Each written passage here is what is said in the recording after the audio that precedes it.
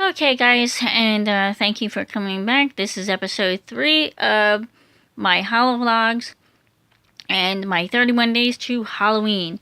So, we are here with the Real History Channel, the story of Halloween. So, let's get started. So, this is something that the History Channel usually plays every year. This gives the history of Halloween, when it got started. This video is It's Okay.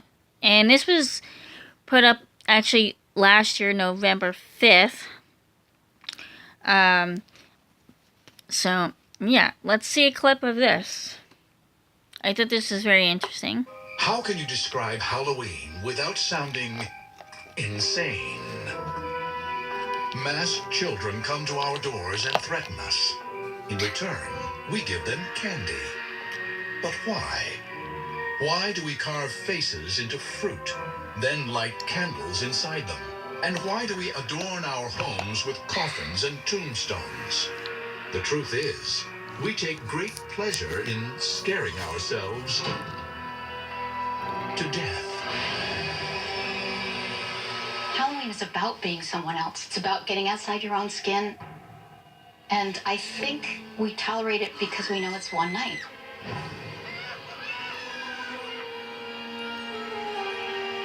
This impulse to confront our fears of life and of death and make sport of them, it's ancient, and so are our treasured Halloween traditions.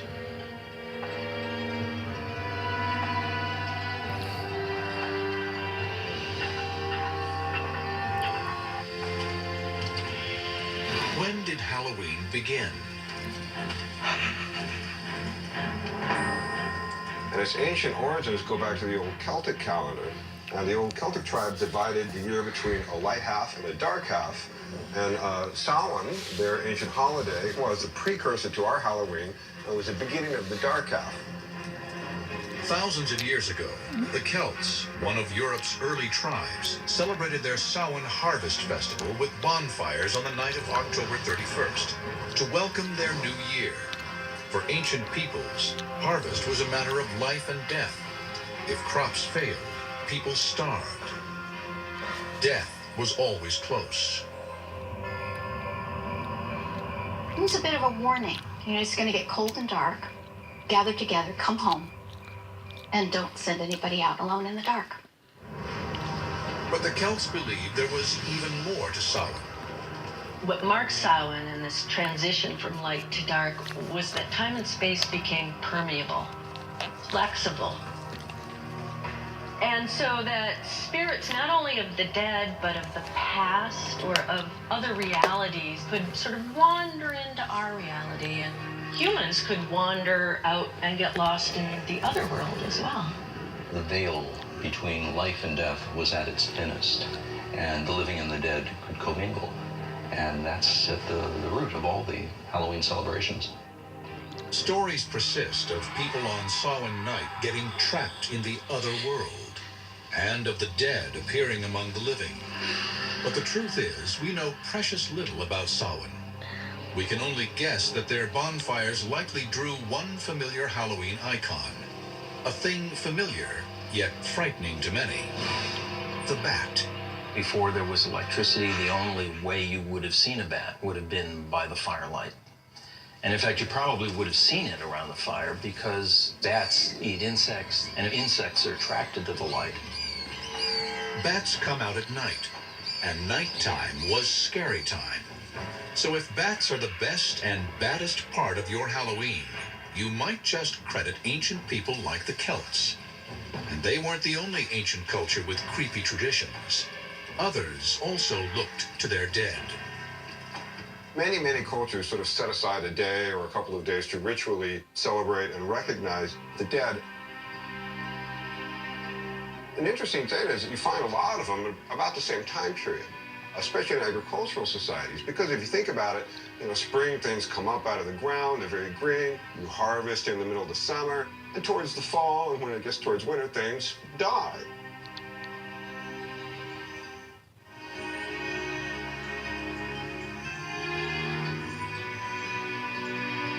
how did these ancient traditions survive into our modern era?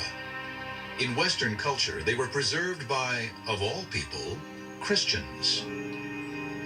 In a bizarre twist of history, as Christianity spread, it adopted and reimagined pagan folkways rather than try to stamp them out. This made it easier to convert pagans. A key pagan festival destined to get a Christian makeover was Lemuria, when celebrants placated the dead, culminating on May 13th. Of all the different days that they have in the Roman calendar to celebrate the dead, it was the spookiest. So on the Lemuria, what are called the larvae, the ghosts of the departed, would come up and haunt people. To quell the dead, pagan Romans poured milk onto their graves or offered them little cakes.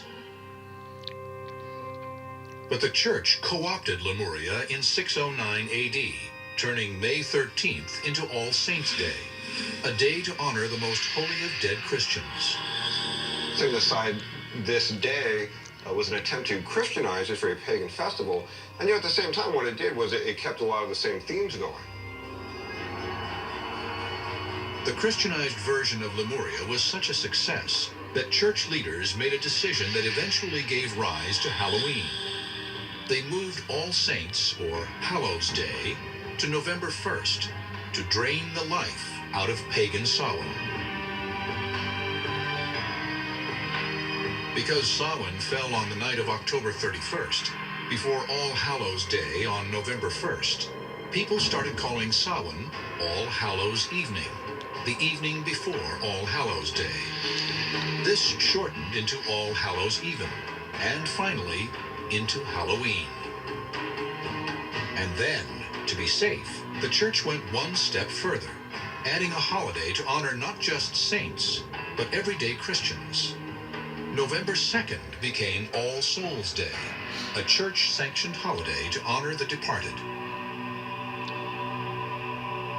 This is real important for Halloween because this is where Halloween gets its association with dead souls, death, and the supernatural again.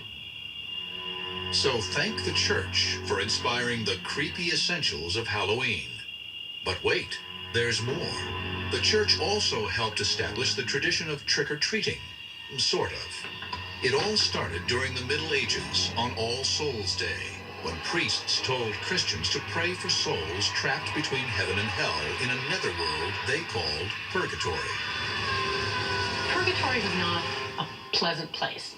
It's not hell. It's not as bad as hell is, but it's still probably pretty fiery. Souls are kind of suffering there. Luckily, there is something that you could do. You could offer up prayers for them. How did souls get out of purgatory? According to the church, if enough prayers were offered, a soul would fly up into heaven.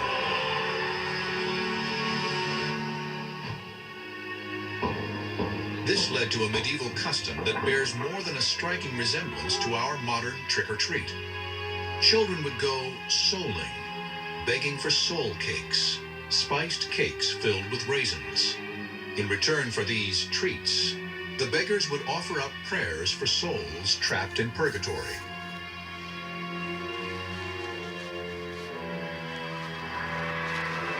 While this forerunner to trick-or-treat became a preoccupation for medieval Christians, so did another future essential of Halloween: witches.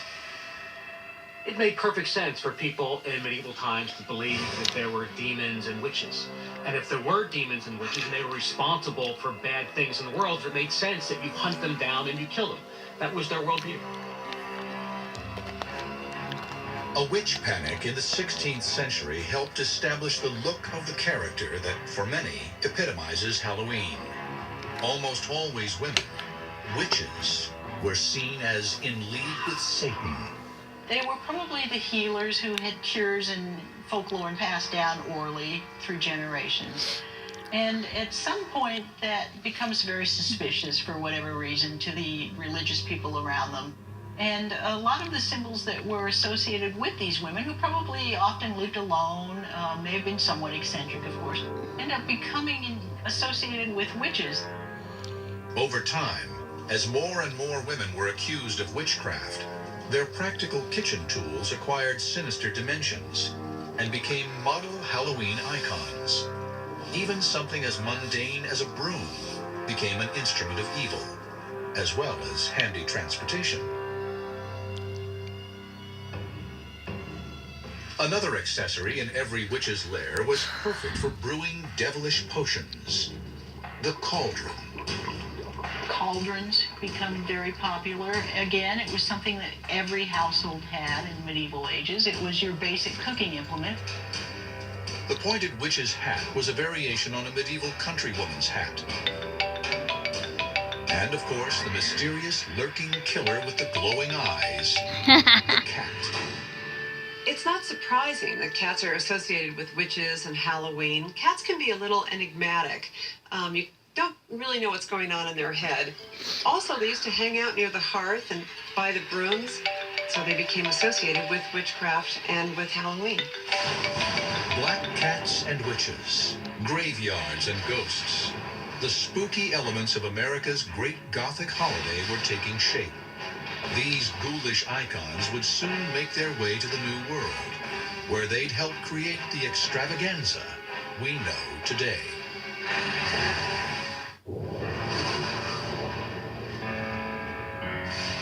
Bonfires, worshiping the dead, begging for treats. The elements of our modern Halloween were haunting Europe at the dawn of the 17th century, but they hadn't yet collected into a spooky, secular holiday. History would now start consolidating them and give life to an odd celebration of death. It's death that makes this holiday. Whether it's the threat of death if there is a bad harvest, the end of one order or the beginning of a new, this idea of the endless cycle of life and death and renewal is part of a lot of holidays, not just Halloween.